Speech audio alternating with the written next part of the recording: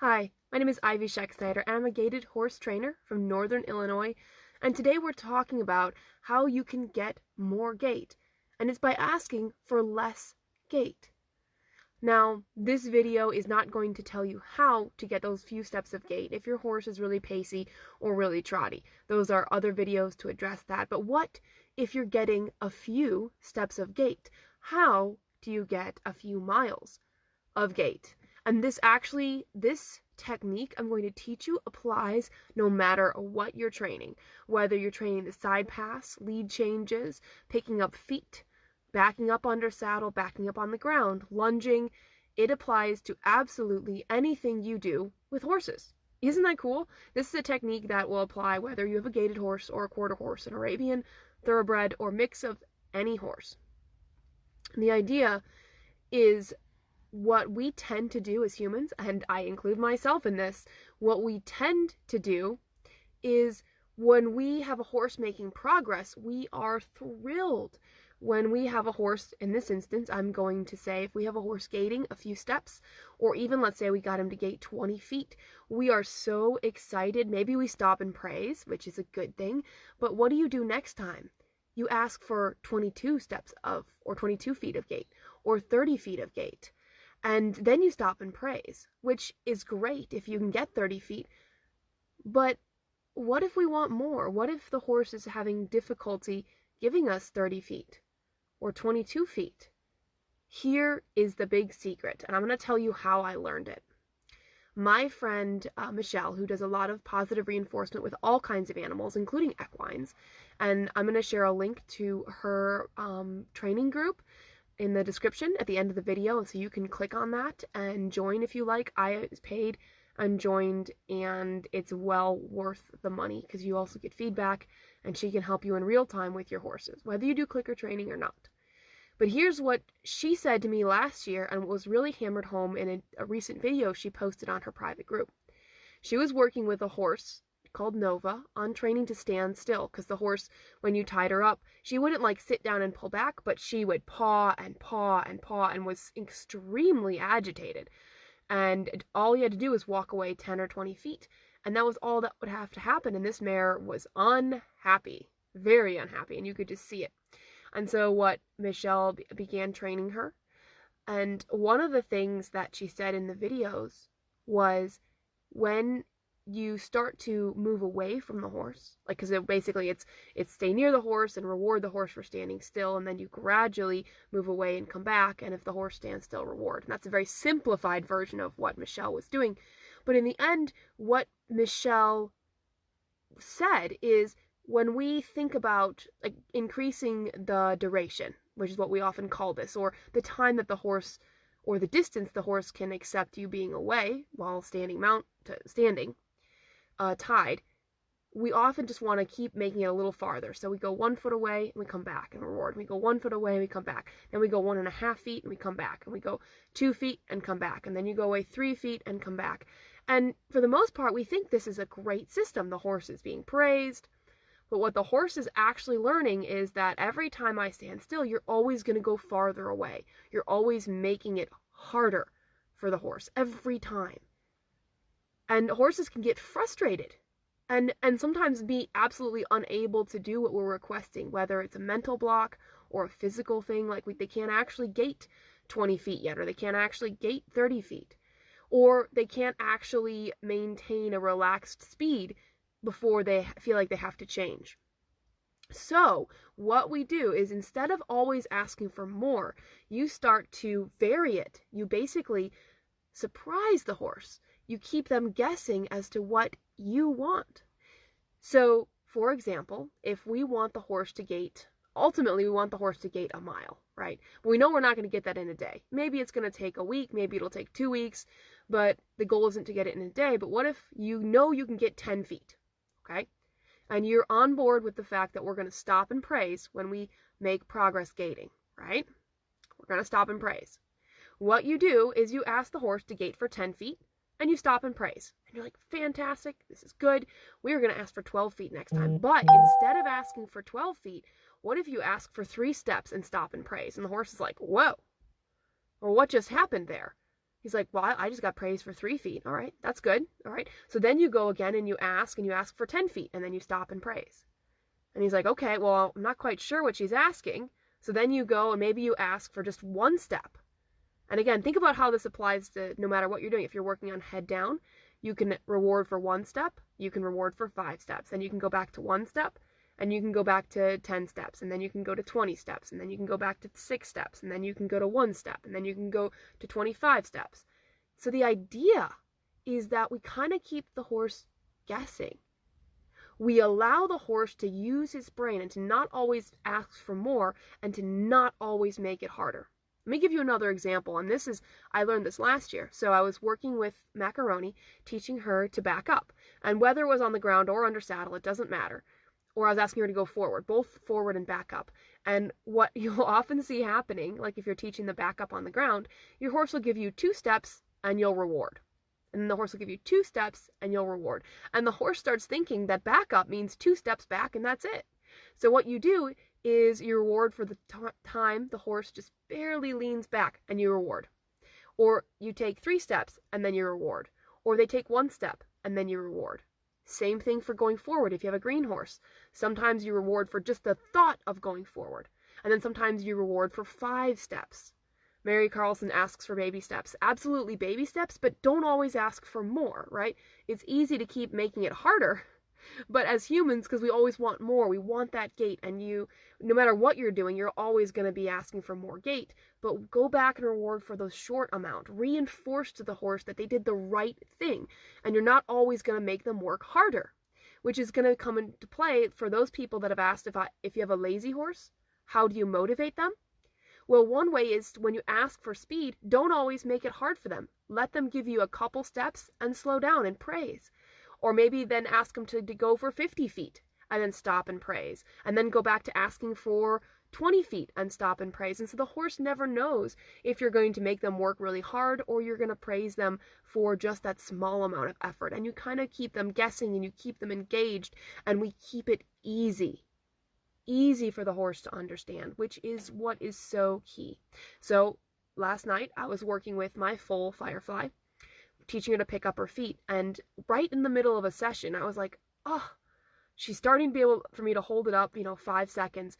I need to go back to just picking it up and putting it down, and pick it up and put it down, and reward for that.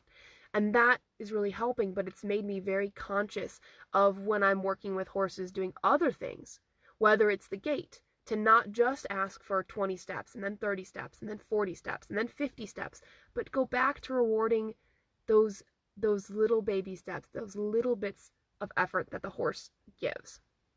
And so I feel that if you apply this to your horse that's gaiting, you are going to see a huge amount of success in a very short amount of time, because you won't be frustrating your horse by asking for too much, which is a human flaw that we all have. We all want so much from our horses, and even if we understand that they have difficulty, we just keep pushing for more.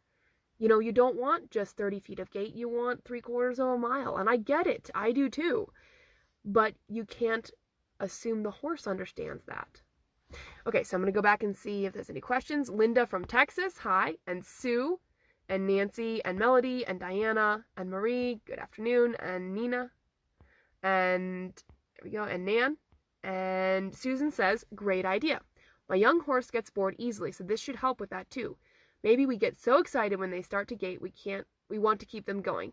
Can't wait to try this. Yeah, that's a big thing, is so many people tell me they get so excited when the horse gaits that they can't stop. You can stop, and you must stop. That is how they learn what you want them to do. And then just keep thinking, how do I go back and ask for the simplest thing, the easiest thing, so that my horse never gets frustrated? Susan says, when you talk about head down, is it okay if the horse has a vertical head and light contact on the bit? It seems easier for the horse that is a head shaker to not hold their head low like a quarter horse, but more vertical. Okay, so I would have to see a video. Here's the thing. There's a reason I'm asking for head down, and I want it on a loose rein. The head down is something that helps the horse lift their back and use their hind end and lift their shoulders. And that's the very beginning. Initially, I want their head really low, eaten dirt low. But we don't want them to stay there. We don't want them to look like a peanut rolling quarter horse. But when you ask them to stretch down, you want them to put their head down really low and know they're stretching through their back and lifting their back, stretching through their neck. It's called telescoping the neck. If they just bring the nose into vertical, what often happens, so this is, the horse's spine is like an S shape, okay? I can't do a good job, but when you just pull the nose in, what you do is you make that S shape tighter. But when you let them reach forward, this is hard to do in this video, when they put their head down and they have their nose out, what this all elongates and it lifts the base of their neck and lifts their back. And I can't really show it with the video, how much we have here.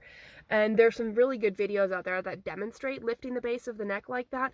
But if they're just bringing their nose in and you're holding light pressure, you lose a lot of the benefit of the actual head down and having them stretch out and down, which is called telescoping the neck. And ideally, when they do stretch down, you're not holding constant pressure on the bit. You allow them to stretch forward and down by the release of pressure. So I hope that makes sense, Susan. Hi, Kim.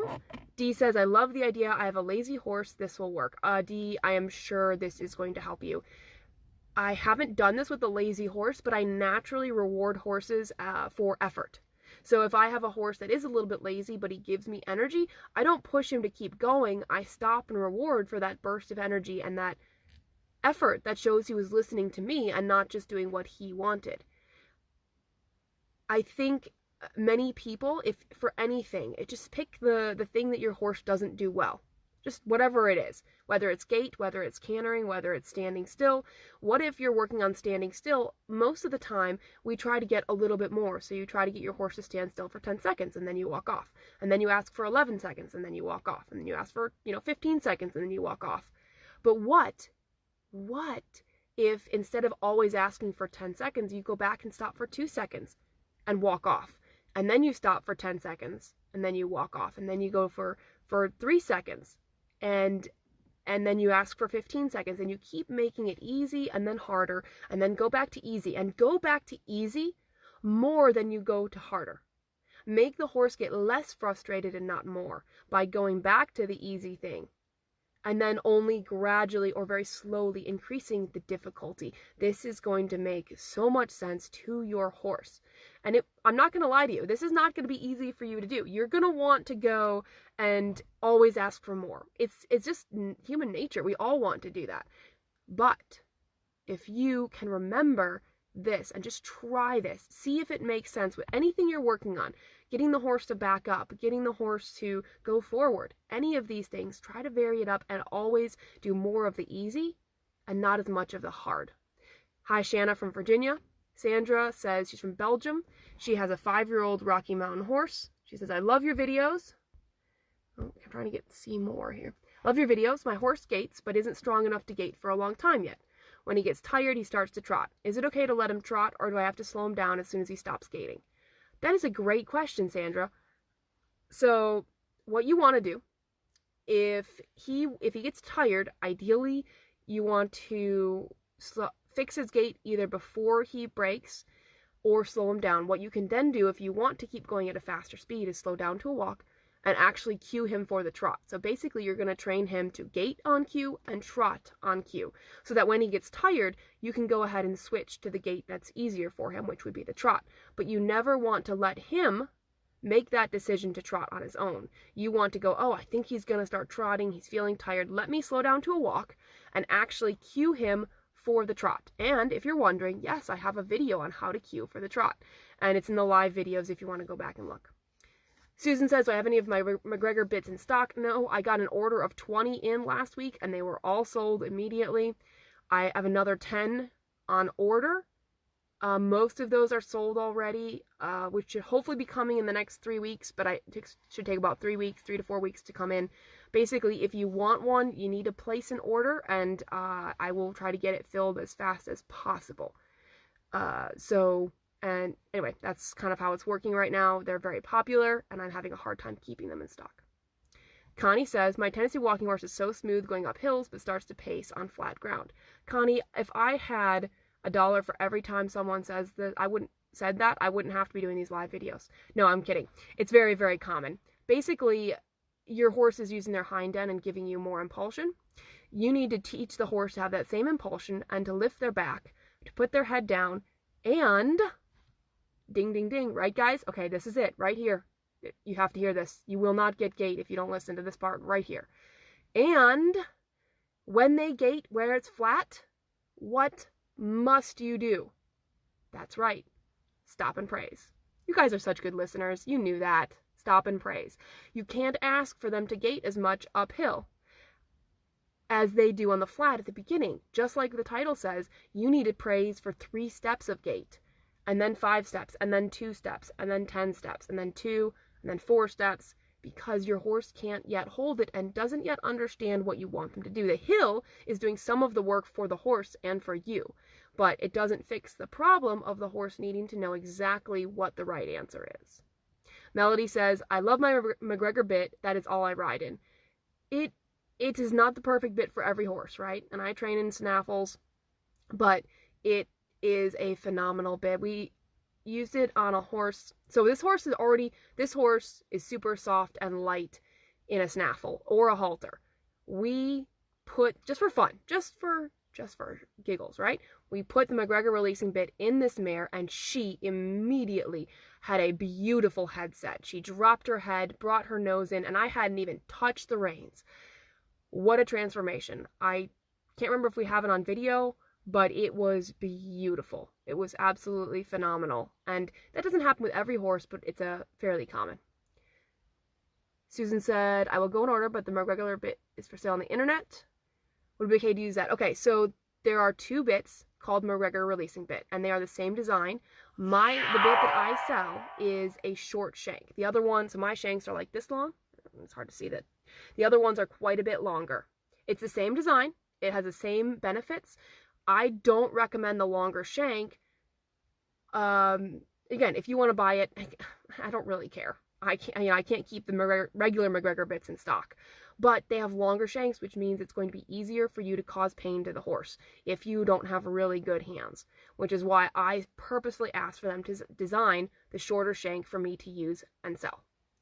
So, that hopefully will answer your question on that one, Susan. Yes, if you have a horse that's very difficult to slow down and you don't want to spend time training, shame on you, then get the longer shanks, because I do want you to be safe. But remember that stopping doesn't come from the bit, it comes from training. Okay, guys? I'm going to say it again. It's about training. If you're not willing to do the work and spend the time training, don't buy from me, don't watch my videos, go away. Seriously. My channel is about training the horse, spending the time. Connie says, I do praise a lot. Awesome. That's really good to hear. So then you need to work on head down and stop and back up and go forward to help you get that gait on the flat. And as soon as you get 1 or 2 steps, stop and praise. That should help you, Connie. Let me know if that doesn't work for you.